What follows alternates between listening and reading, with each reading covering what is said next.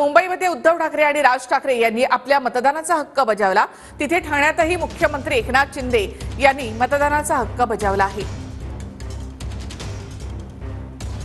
मतदार सगळे जुमलाबाजीला त्रासलेले आहेत आणि देशातली लोकशाही आणि संविधान वाचवण्यासाठी मोठ्या प्रमाणावरती या देशातले नागरिक बाहेर पडून आपल्या मतदानाचा हक्क या पुढे सुद्धा अबाधित राहावा म्हणून यावेळेला मतदान करतात।